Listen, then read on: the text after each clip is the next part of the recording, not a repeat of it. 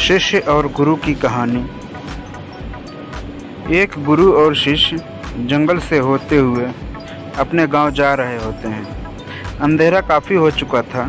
शिष्य ने अपने गुरु से कहा कि गुरु कि काफ़ी रात हो चुकी है, अगर आप कहें तो आज की रात यहीं आसपास किसी गांव में गुजार लें।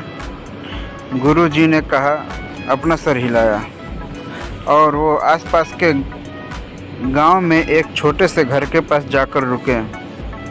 अब जैसे ही वहां गए तो गुरु जी के शिष्य ने अपना दरवाज़ा खटखटाया। उस घर से एक गरीब आदमी बाहर आया तो गुरु जी ने बोला, हम अपने गांव जा रहे थे, लेकिन काफ़ी रात होने की वजह से हमने इसी गांव में रुकने का सोचा। क्या हम आज रात आपके यहाँ रुक सकते हैं? गरीब आदमी बोला, हाँ क्यों नहीं, आप दोनों अंदर आ जाइए। अब जैसे ही गुरु जी अंदर गए, उन्होंने देखा कि उस आदमी के घर में बहुत ज़्यादा गरीबी थी। गुरु जी ने उससे पूछा कि आप काम क्या करते हो? वह गरीब आदमी बोला कि मेरे पास बहुत सारी ज़मीन है।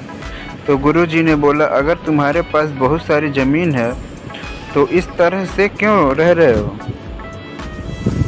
उस आदमी बोला, यह किसी काम की नहीं है। गांव वाले बोलते हैं कि ये बंजर ज़मीन है, यहाँ पर कुछ भी नहीं उगाई जा सकती है और वहाँ फसल उगाना बहुत ही बड़ी बेवकूफ़ी है। गुरु जी ने बोला कि तुम्हारा गुजारा कैसे होता है? उसने बोला कि मेरे पास एक भैंस है जिससे मेरा पूरा घर चलता है।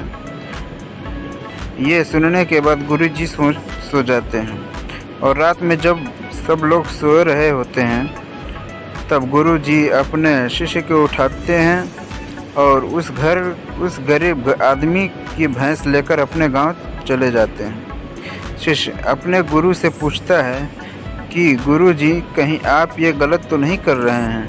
उस गरीब आदमी की रोजी रोटी इसी भैंस की वजह से चलती है।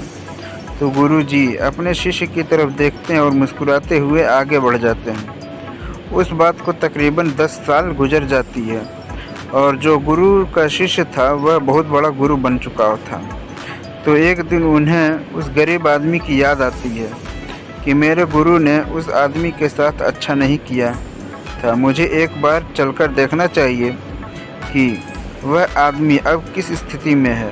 वह शिष्य उस गांव की तरफ जाता है और वहां जैसे ही पहुंचता है तो वह देखता है कि जहाँ पर उस गरीब आदमी का झोपड़ा था वहाँ पर एक बड़ा ही आलीशान महल बन चुका था और उस झोपड़ी के बाहर जो बंजर ज़मीन थी उस पर फल और फूलों के बगीचे थे। तभी उधर से उस घर का मालिक आता है। शिष्य उसे पहचान लेता है और उस आदमी को बोलता है, तुमने मुझे पहचाना? मैं अपने गुरु जी के साथ आया था, हमने एक रात के लिए आपके यहाँ रुके भी थे। वह आदमी उसे पहचान लेता है और बोलता है कि उस रात में आप कहाँ चले गए थे? और उस रात के बाद ही मेरी भैंस कहीं चली गई थी।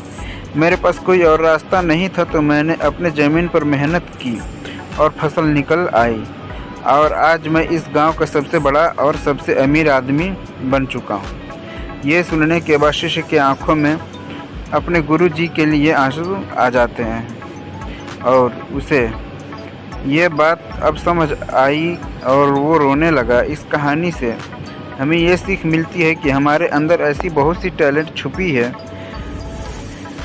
लेकिन हमें कोई ना कोई चीज़ रुका कर रखती है।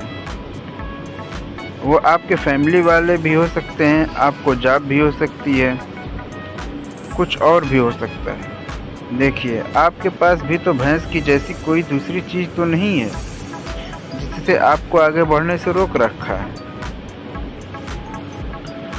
Thanks for watching. Please subscribe my channel, like, share and comment.